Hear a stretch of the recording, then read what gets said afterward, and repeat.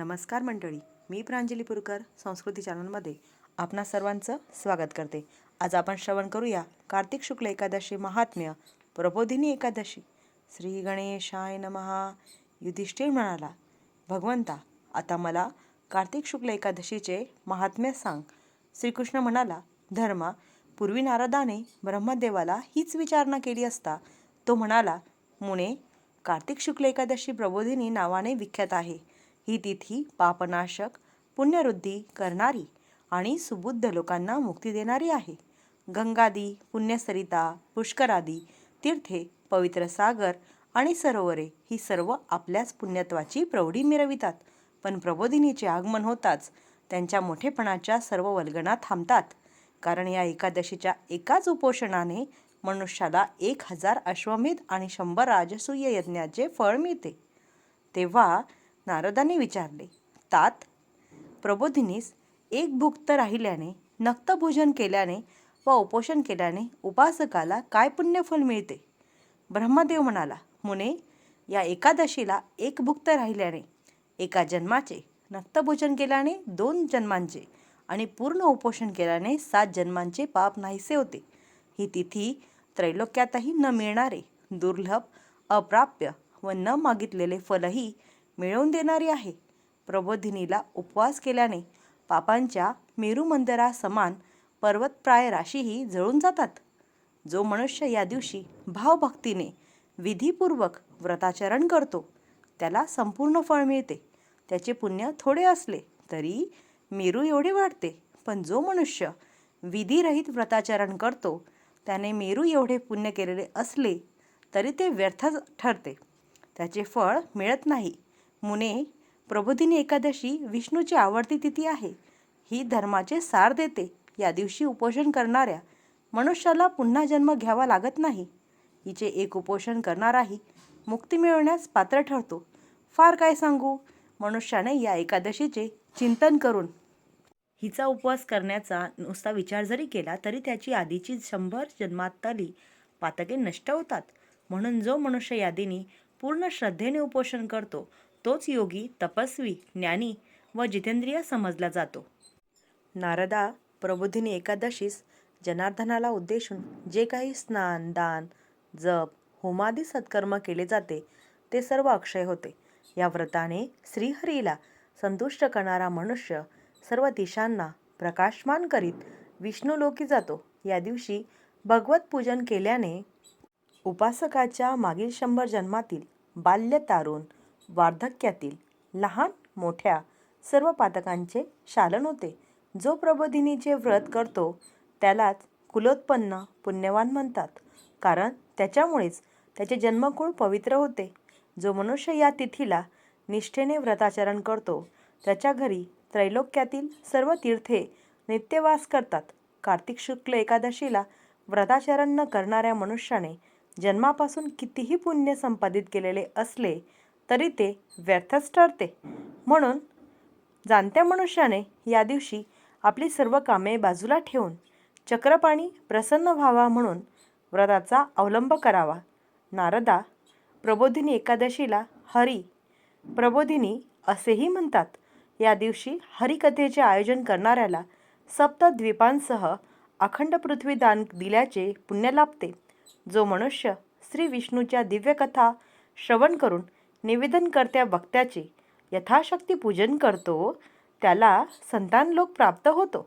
आता प्रबोधिनी एकादशीच्या जागरणाचे काय महात्म्य आहे हे सांगतो. या रात्री जागरण करणाऱ्याची कायिक, वाचिक, मानसिक पापे नष्ट होतात. गोविंद परमात्मा स्वतः त्यांचे शालन करतो.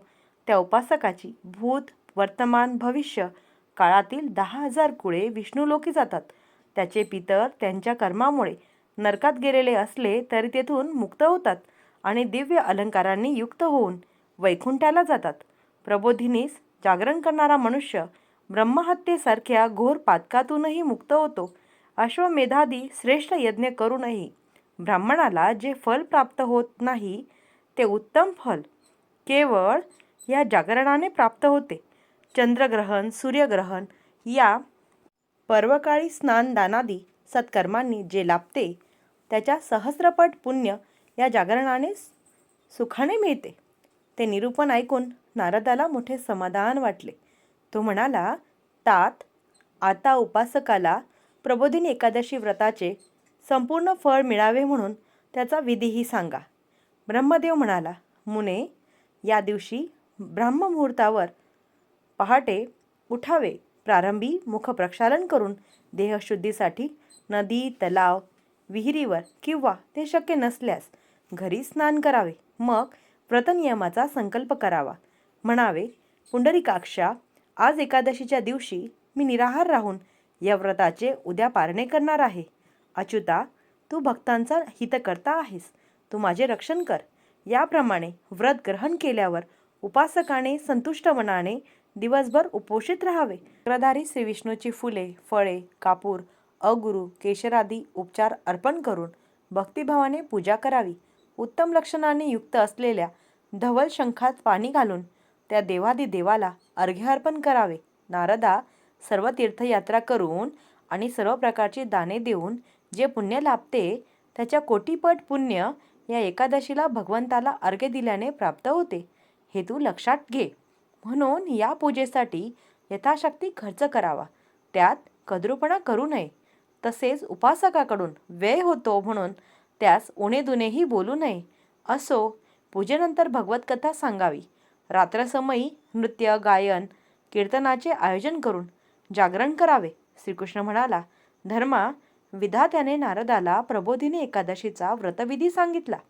त्यानंतर थोडे विषयांतर करून कार्तिक मासातील विविध व्रतनियम व त्यांची पुण्यफले याविषयी विस्तृत निरूपण केले. तो म्हणाला, मुने, जो मनुष्य परमपवित्र कार्तिक मासात भक्तवत्सल, दिनातर रक्षक आणि विश्वाचा स्वामी असलेल्या भगवान विष्णू प्रित्यर्थ कोणताही नियम करीत नाही, त्याने जन्मापासून मिळविलेले पुण्य निष्फळ ठरते. म्हणून सर्व मनोरथ पुरविणाऱ्या त्या देवादिदेवाची म्हणजेच जनार्दनाची या मासात प्रयत्नपूर्वक सेवा आराधना करावी. वत्सा, जो विष्णुभक्त कार्तिक मासात परान्न वर्ज्य करतो त्याला चांद्रायन व्रताचे फळ मिळते. या मासात भगवत कथा सांगितल्याने व ऐकल्याने भगवंताला जसा संतोष होतो तसा यज्ञाने वा दानानेही होत नाही. म्हणून जे कोणी या मासात एका श्लोकाची किंवा अर्ध्या श्लोकाचीही हरिकथा सांगतात वा शांतचित्ताने ऐकतात त्यांना 100 गायी दान दिल्याचे पुण्य लाभते. जो मनुष्य या मासात लोकांच्या हितासाठी किंवा काहीतरी लोभ धरून हरिकथा निरूपण करतो त्याच्या 100 कुळांचा उद्धार होतो. जो मनुष्य नित्य नियमाने आणि विशेष करून कार्तिकात विष्णुकथा श्रवण करतो त्याला 100 गायी दान दिल्याचे पुण्य मिळते. वत्सा, कार्तिक मासात श्रीहरीची अगस्तीच्या फुलांनी पूजा केली असता जो निजकृपेने जे उत्कृष्ट फळ देतो ते प्रदीर्घ तपश्चर्या करणाऱ्यांनाही प्राप्त होत नाही. जो मनुष्य देवराज इंद्रालाही वंदनीय होतो. जे लोक या मासात बेलाची पाने वाहून श्रीकृष्णाची पूजा करतात ते निसंशय मुक्तच असतात, हे मी खात्रीने सांगतो. या मासात तुळशीपत्रांनी किंवा तिच्या मंजिरांनी भगवंताची पूजा केली असता मनुष्याची सहस्र जन्मातील पातके जळून जातात. तुळस विष्णूला अतिप्रिय आहे आणि तिचे महात्म्यही अगाध आहे.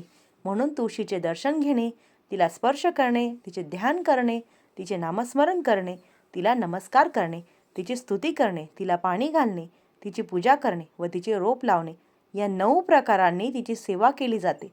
जे लोक या मासात तिची नवविधा सेवा करतात ते सहस्र कोटी युगे वैकुंठातच राहतात.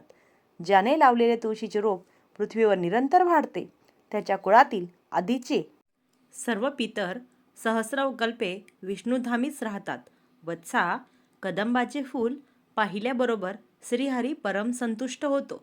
मग त्याच फुलांनी त्याचे भक्तिपूर्वक पूजन करणाऱ्या मनुष्यावर तो किती प्रसन्न होत असेल याविषयी निराळे काय सांगावे.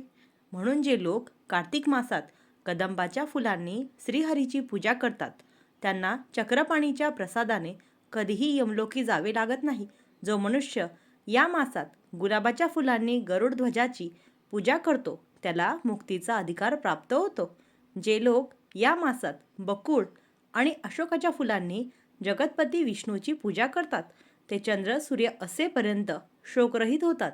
वत्सा, जे लोक कार्तिक मासात पांढऱ्या व तांबड्या कण्हेर फुलांनी जगन्नाथाचे पूजन करतात.